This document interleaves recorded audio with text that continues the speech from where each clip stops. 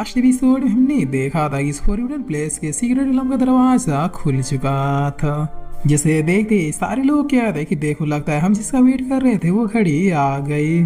इस प्लेस के secret realm का दरवाजा खुल गया। तब लिली कह रहा चलिए ब्रदर हमें सबसे पहले वहां पर पहुंचना है। जिस पर मैं स्कूल भी कह दिए कि स्नो लोटस सेट के सारे डिसाइबल्स मुझे फॉलो करो। तब ये लोग भी ओके कहते हुए इस पोर्टल में चले जाते हैं, जहाँ लिली अंत में भी जीन से कह रही है कि अपना ध्यान रखना, उम्मीद है हम लोग फ्यूचर में जरूर मिलेंगे। तब जीन कह रहा है कि आखिर इस लड़की को मेरे ऊपर इतना ज्यादा भरोसा क्यों है। खैर जैसा कि मैंने वादा किया है मैं इसके लिए भी ट्रेजर्स को जरूर ढूंढ निकालूंगा। जिस पर मिस वेन कह रही कि सारे लोग चले गए, क्या अब तुम मेरे साथ चलने के लिए तैयार हो। तब सीन कह रहा कि मैं चल सकता हूँ, बट पहले ये बता कि तुम्हारे दिमाग में चल क्या रहा है। जिस पर मिस वेन कह रही कि मेरे दिमाग में आखिर तुम जानना क्या चाहते हो। तब सीन कह रहा कि मेरे सामने ये नाटक नहीं चलेगा, मैं जानता हूँ कि तुम यहाँ पे कुछ प्लान बनाकर ही आई हो। जिस बार मिस वेन कह रही तुम चाहे कितनी भी कोशिश क्यों ना कर लो, बट मेरी कंपनी के बगैर तुम उस सीक्रेट रिलम के एंड तक नहीं पहुँच पाओगे। भले ही तुम कितनी ज्यादा ट्रिक्स क्यों ना जानते हो, बट तुम्हारी ये कमजोर बॉडी उन बेसकीमती ट्रेजर्स तक नहीं पहुँच सकती। इसीलिए चलो एक डील करते हैं, तुम और मैं एक साथ ही चलेंगे और जो मुझे चाहिए उसके अलावा सारे ट्रेजर तुम्हारे। तब सीन क्या था कि हाँ ये क्या है तो सही रही है, क्योंकि आगे कितनी मुसीबत मिलने वाली है ये मुझे नहीं पता।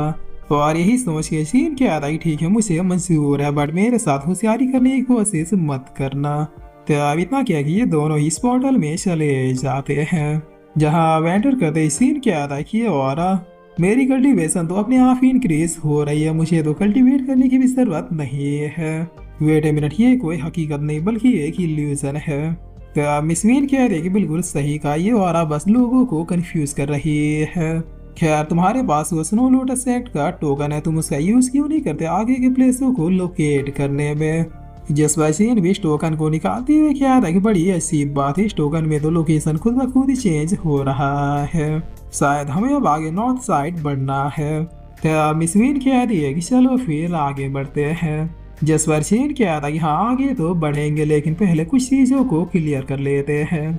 मैं जानता हूँ कि तुम कोई डिसाइपल नहीं हो, और ये भी जानता हूँ कि तुम वहाँ पे मौजूद सारे डिसाइपल में से सबसे ज्यादा पावरफुल थे। तो क्या आप बताओगे कि आखिर तुम हो कौन और यहाँ पे आने का कारण क्या है। तो मिस वीन कह रही है कि ये क्या बक रहे हो तुम, मैं अभी बाकी डिसाइपलों की तरह ही एक डिसाइपल हूँ जो यहाँ पे ट्रेजर ढूंढने आई है। जिस पर चीन कह रहा जहाँ तक मुझे पता है इथर्नल डिवाइन सेट तो कब का खत्म हो चुका है, वो अभी की मेनलैंड में एग्जिस्ट ही नहीं करता, तो फिर तुम वहाँ की डिसाइपल कैसे हो गई। और अगर मान के चलो होती भी तो भी कोई भी सेट इतना मूर्ख नहीं था कि सिर्फ वो अपनी एक लेडीज डिसाइपल को इतने खतरनाक मिशन पर भेजे। तो मिस वीन कह रही है कि सही कहा, मैं कोई डिसाइपल नहीं बल्कि एक most powerful set Holi palace की चीफ हूँ। जिस पर जीन कह रहा है कि क्या होली पैलेस इसका मतलब तुम अपर इलम से हो।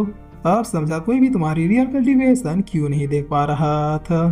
तो मिस वीन कह रही चूंकि मैं अपने होली पैलेस की होने वाली नेक्स्ट संत हूँ, इसलिए मुझे उस अवधि तक पहुंचने से पहले कम से कम अप्रैल रिलम पर पहुंचना होगा। बट मेरे बॉडी में कुछ रिएक्शन हो जाने की वजह से मैं किंग रिलम में स्टक हो चुकी हूँ। मुझे वापस से अपने लेवल्स को बढ़ाने के लिए एम्प्रेस जून का वो 10,000 साल पुराना गोल्डन लोटस चाहिए। एक वही ट्रेजर है जिसकी हेल्प से मेरी बॉडी दोबारा से स्टेबल हो सकती है। जिस पर चीन के याद आई कि वो तो ये बात है, तुम्हें दरअसल एम्प्रेस जून का वो 10,000 साल पुराना गोल्डन लोटस चाहिए। तो मिस वीन कह रही है कि अब तुम्हारी बारी, तुम बताओ कि आखिर तुम हो कौन, क्योंकि इतने कम लेवल में यहाँ तक पहुँच पाना ये किसी मामूली लड़के की बस की बात तो नहीं है। बाहर मौजूद मैं उन सारे डिसाइबल में किसी के साथ भी टीम अप कर सकती थी, बट मैंने सिर्फ तुम्हें चुना क्योंकि पहली बार देखते ही मुझे समझ में आ गया था कि तुम कोई मामूली लड़के तो नहीं हो। जिस पर चीन क्या था कि रहने दो, अगर मैंने अपनी सच्चाई बता दी तो फिर तुम डर के यहाँ से भाग जाओगी। तभी यहाँ पर अब अचानक से जमीन हिलने लगती है और काफी जोरों शोरों से बीस्टों के दहाड़ने की आवाज आने लगती है।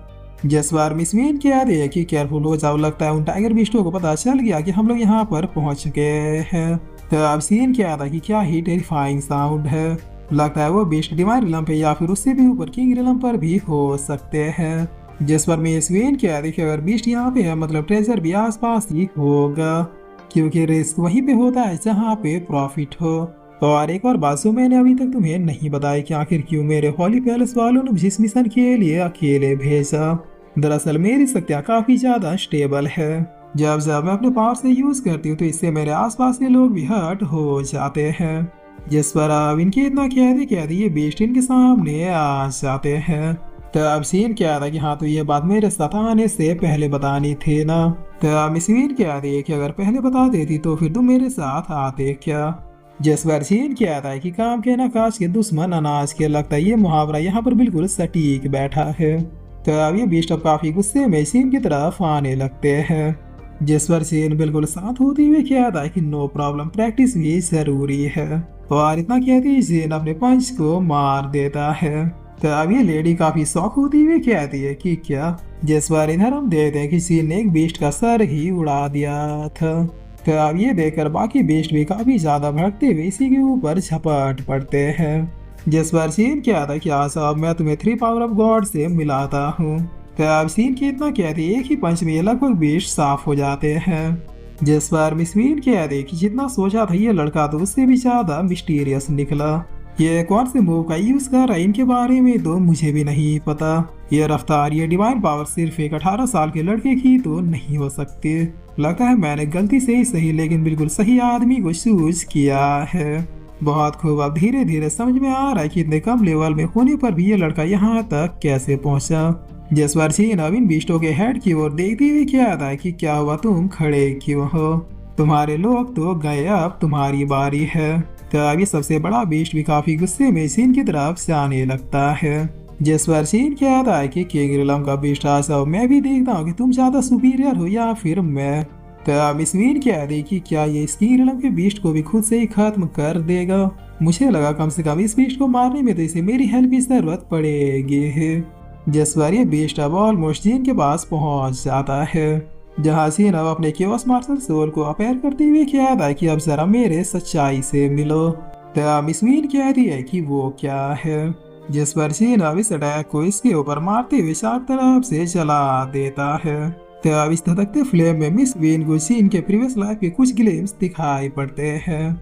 और ये काफी ज्यादा शौक होती हुई कहती है कि क्या ये है इसका असली रूप, यह तो साक्षात कोई सुप्रीम है।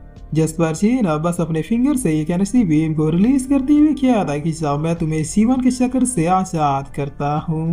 अब इसकी इतना कहती इस बीस्ट के परखच्चे उड़ जाते हैं। जिस बार ये सब देख के मिस वीन एकदम दंग हो जाती है और खुद से कह रही है कि अभी अभी मैंने ये क्या देखा, क्या ये लड़का वाकई में कोई सुप्रीम है। नहीं, लगता है मुझे कोई गलतफहमी हुई है। भला एक सुप्रीम हम मामूली लोगों के बीच क्यों ही रहेगा।